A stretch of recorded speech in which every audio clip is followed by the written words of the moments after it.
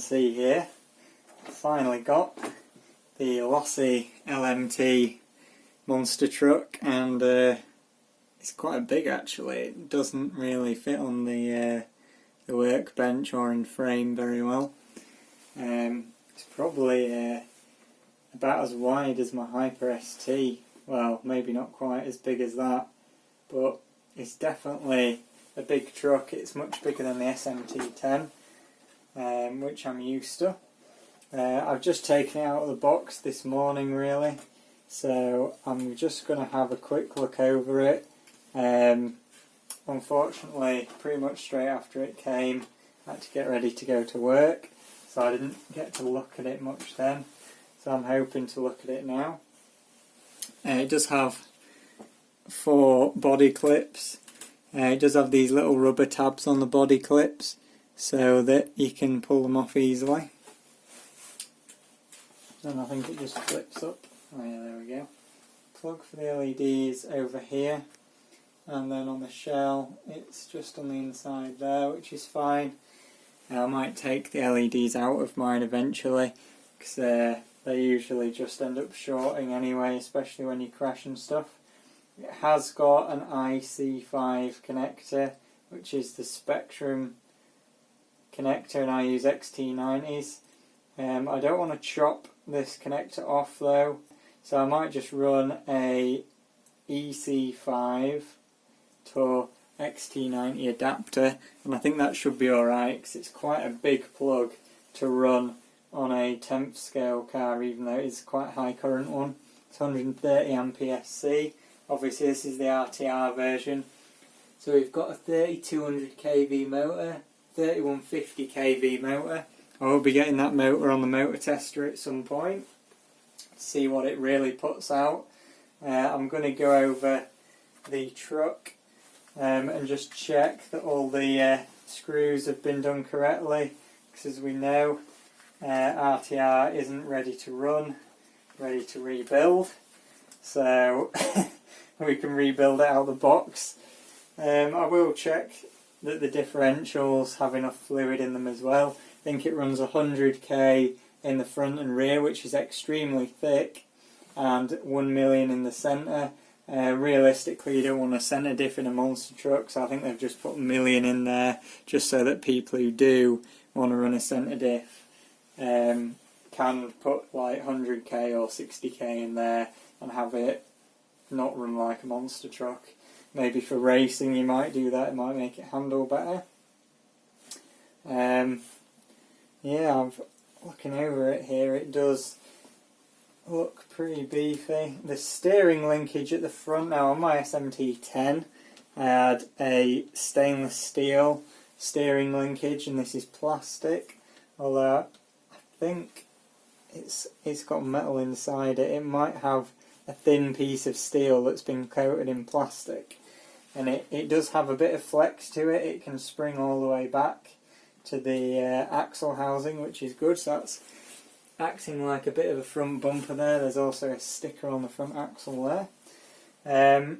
The steering servo is supposed to be decent for an RTR, which means it's probably adequate to turn the wheels when stationary, but at the same time it's probably pretty bad compared to the brushless servo which I was running in the SMT10, so I'll probably change that out at some point. Hopefully this servo horn here, I think it'll be a 23 tooth because it's a Spectrum servo, so hopefully they'll come out with a version for that for 25 teeth, but I'll probably leave it on for the first few runs because I'm sure it does a perfectly good job, even though it's not the fastest. The Spectrum ESC seems to be screwed down, which is really nice. I like my ESCs to be screwed down because whenever they tape down they fall out. I'm pretty sure this ESC is just a Hobbywing Max 10 with a fancy heatsink and a fancy fan cover on it. The fan cover is quite a lot higher than the fan, so I don't know whether that will affect rocks getting in there or what. So it has got the Max 10 SCT style push button switch rather than a slidey switch like you get on a quick run or something. So that is nice to see because the switch won't slide. It's also bolted down, which is really, really good because again, when switches are just stuck down with tape, they do tend to move around, so that's not going anywhere anytime soon. You can see the motor in there, the Spectrum 3150 kV, I believe it's a 3660, and you can see there's plenty of room for the can to come all the way out to here, so you never know, we might put a 3670 in here in the future. I'll turn this other light on as well. I don't know whether that's any better or not. The wire routing is a bit weird. It sort of goes and it's just like wedged underneath the battery tray there, so I'm not sure whether that will rub, although it seems pretty solid underneath there. It does have headers on both sides, these collector headers here. They are black though, not silver, so they do look a bit plasticky, but I guess it looks better than having none at all. The battery tray's got this weird rubbery thing, and it does come with a spare one as well. I think this one's supposed to be for 2S and the other one's longer for 3S or something, I can't remember exactly. But I bet in like 10 or 20 years these battery straps will probably be all disintegrated and dead.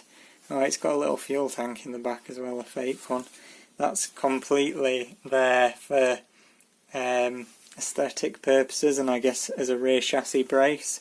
Interestingly, the chassis braces going across are plastic rather than metal, and the front where the body posts go into, which is just there, that's where these little clips go underneath. These are also plastic on the SMT10. I did bend the aluminium versions of these and had to make steel ones, so it'll be interesting to see how these hold up. I bet aluminium ones will come out in the future. Same with these braces up here as well. The sway bars down here look immensely beefy and well put together, and the travel on them is absolutely amazing, really nice compared to the setup on my SMT10 that I had. They're also nice and inboard on the axle as well, so it still has a little bit of sway but not excessive amount.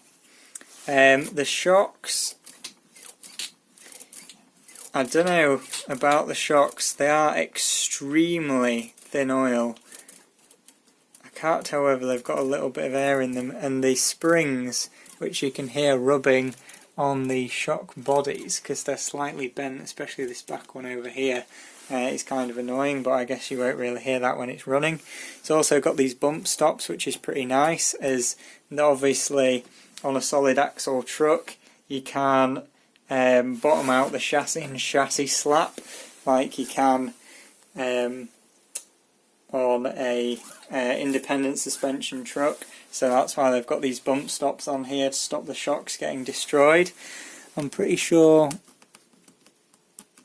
are they metal bodies? I think they might be metal bodies, but this bit at the bottom is plastic, and I'm pretty sure this ring here is plastic. Yeah, that is, but I think the caps are definitely metal.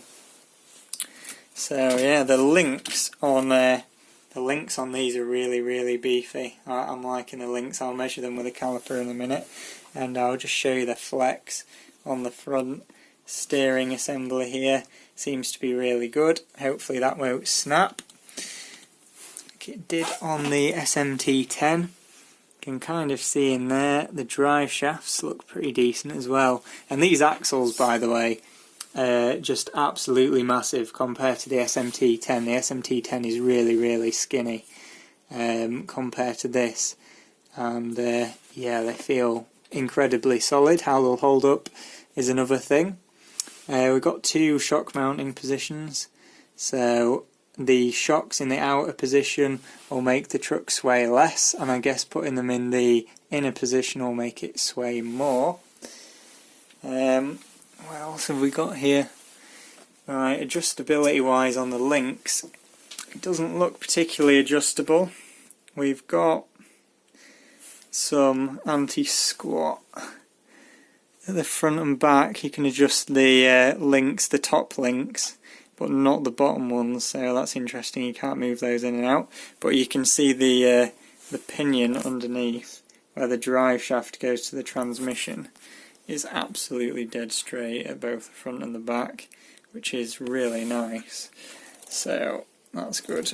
It's a shame the links aren't completely flat, although once you put a battery in they probably will be.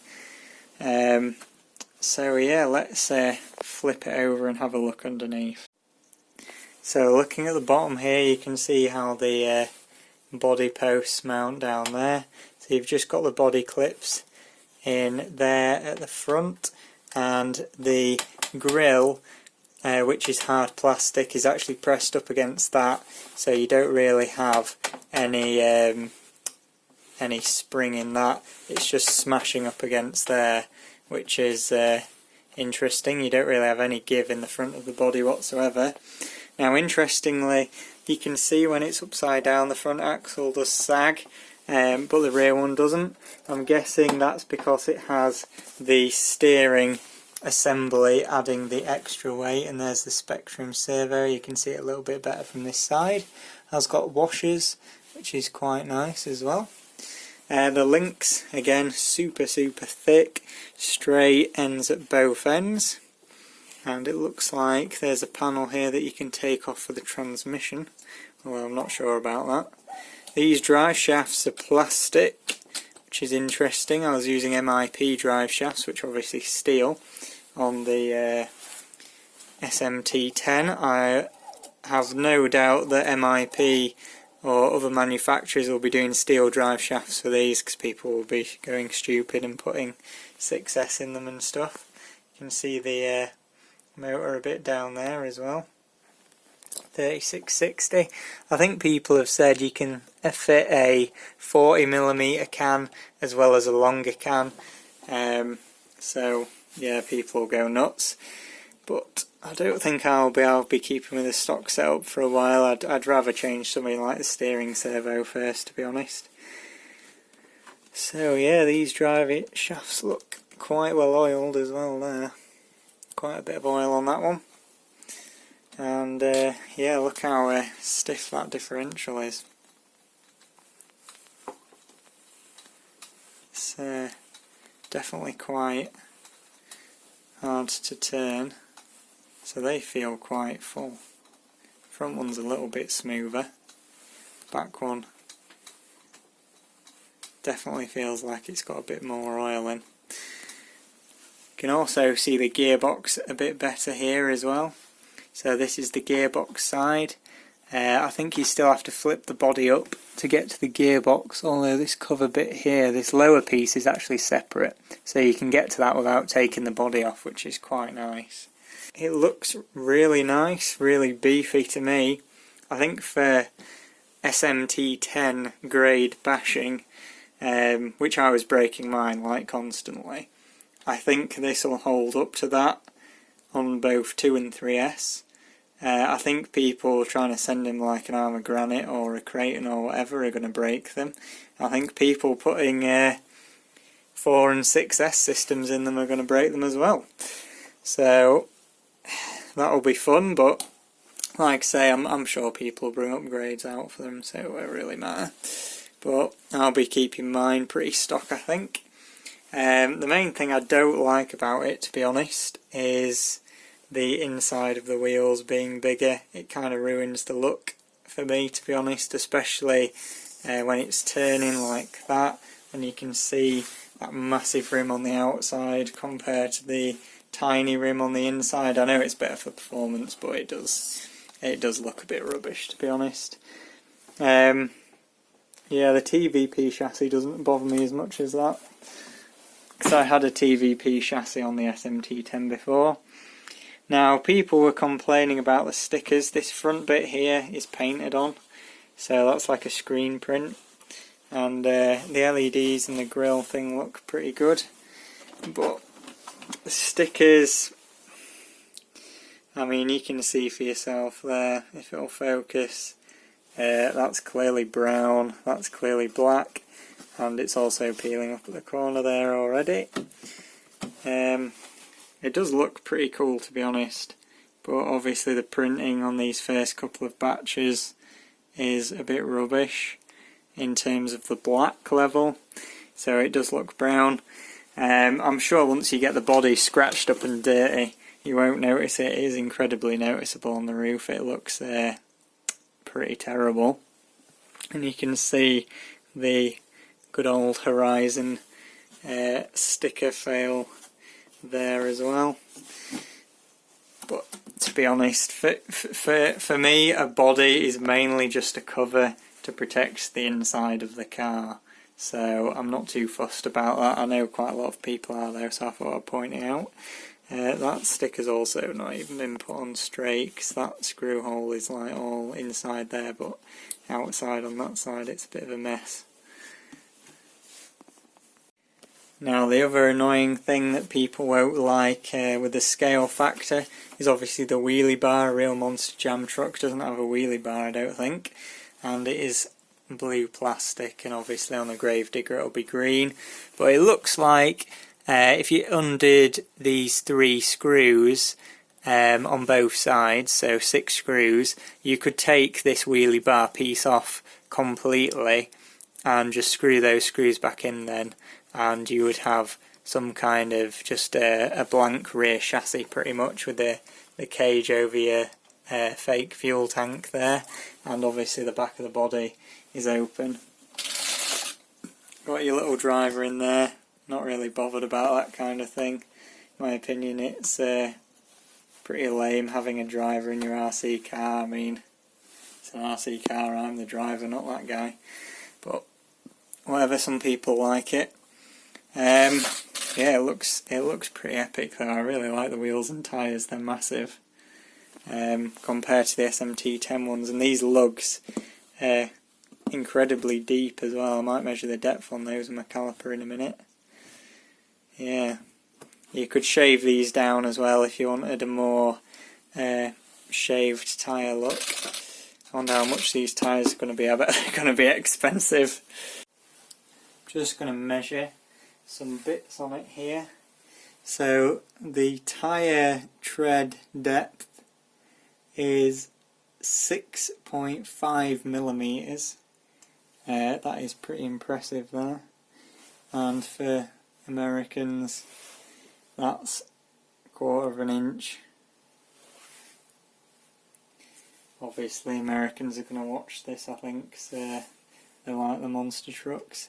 These links 9 millimeters thick, that is crazy, which is 0.35 inches.